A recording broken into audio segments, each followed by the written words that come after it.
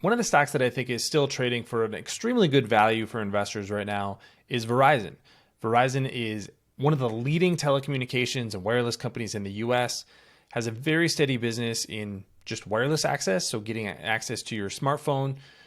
There's tailwinds there with more devices being connected long term, but the real growth over the last year or so has been in fixed wireless, is in turning the 5G network that they have into a broadband provider for customers. I've been using this for over a year now, and it's faster than our cable internet was and more reliable. And there seems to be a lot of people who are following that, bringing in a new revenue stream for Verizon. And the upside for that is Verizon can then start bundling things together. Once you have your wireless service with them, you have your broadband service with them, why not add other services like streaming? And that's something they've started to offer over the past couple of years. If you go to a Verizon store, they're really pushing that a lot more now. And I think that makes this a great value given the stock's relatively low price to earnings multiple on a trailing basis of 14. Dividend yield right now is 6.6%.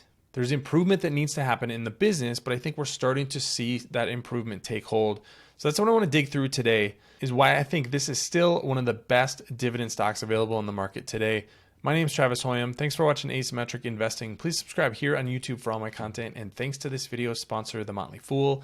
If you go to fool.com/ASYM, they'll give you their top 10 stocks to buy right now. So let's go through just some of the recent performance from Verizon before getting to some of the operating metrics. You can see here that Verizon stock is only up about 5% over the past year. That isn't including the dividend, which is yielding about 6.6% right now.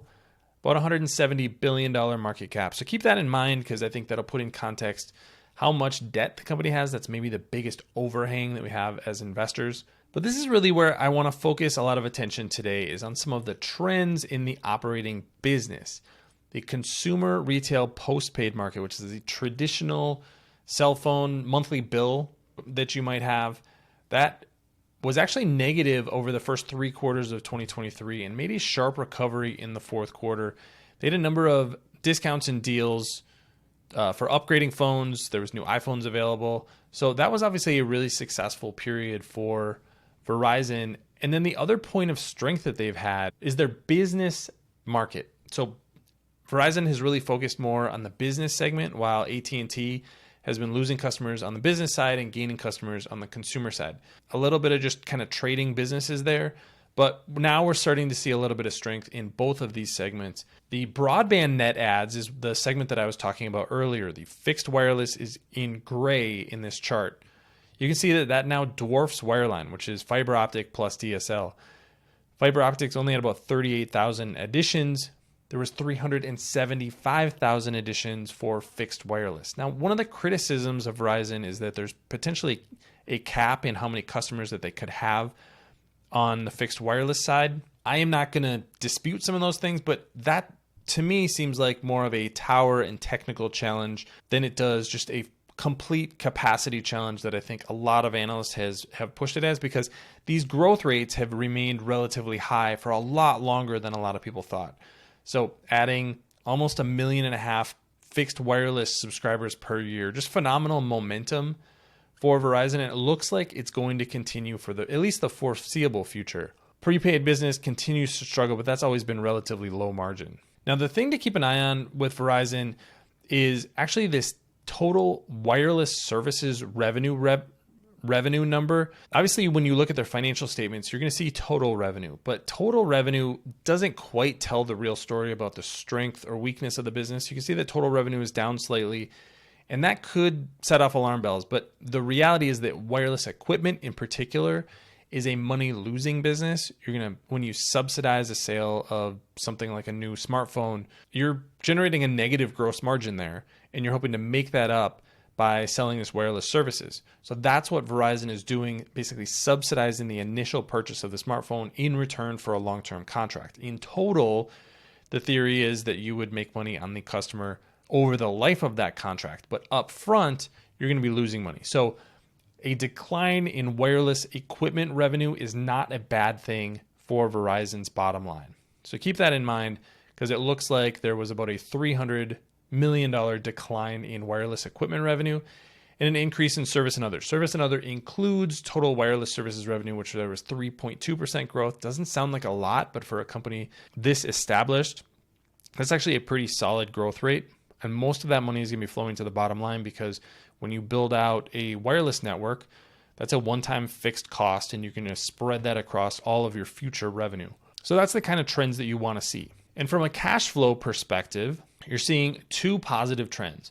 One, cash flow from operations is going up, only up slightly in 2023, but the trends in the back half of the year were pretty positive. And capital expenditures are going down. This is because the 5G build out that has taken place over the last couple of years is starting to slow down. So now you're going from an investment phase to a cash extraction phase. That's why cash flow is starting to go up now to $18.7 billion over the past year. They are paying that dividend, but there is some cash left over to do things like pay down debt. And this has been a little bit volatile over time, but Verizon is starting to at least look at paying down some of that debt, especially as interest rates rise. I wish they would do that a little bit more aggressively, but we will see how they handle that over the next few quarters. Management has talked about paying down this debt a little bit more, but they do have a pretty reasonable debt to adjusted EBITDA multiple of 2.6x. So that's something to keep in mind, but this is really the risk factor. If this debt didn't exist, you'd probably see Verizon trading for a higher multiple. And then from a guidance perspective, management expecting wireless services revenue to grow 2 to 3.5%, capital expenditures to decline again by a little over $1 billion to $17 to $17.5 billion, and then earnings to be $4.50 to $4.70 per share. At the midpoint of guidance, that puts Verizon shares at about 8.7 times 2024 earnings. So pretty cheap from a price to earnings perspective, and you have a really solid dividend to back it up. Thanks to our friends at The Motley Fool for sponsoring this video. Visit fool.com/ASYM for the top 10 stocks to buy right now. So I think Verizon is just kind of one of the companies that you can count on long-term to increase its revenue slowly, keep generating positive cash flow, and just return that money to shareholders. So if you're looking for a little bit more of a steady dividend stock, I think Verizon is one of the best companies out there. I think there are some improvements likely coming from growth in fixed wireless, from more bundling with more of those streaming services. A lot of companies are starting to look for ways to distribute their content to more people. Verizon is a natural place to do that. So I think that could be a tailwind. And if they start paying down debt, that's going to reduce the leverage on the balance sheet, reduce the risk for operations. So I think those are the kind of the trends that I'm watching for in 2024. But in the meantime, 6.6% dividend yield is a really solid return, especially when a lot of stocks in the market are trading for a price to sales multiple higher than Verizon's price to earnings multiple. But what do you think about Verizon stock today? Leave your comments in the comment section below. Don't forget to subscribe to Asymmetric Investing. Thanks for watching, everybody. See you here next time.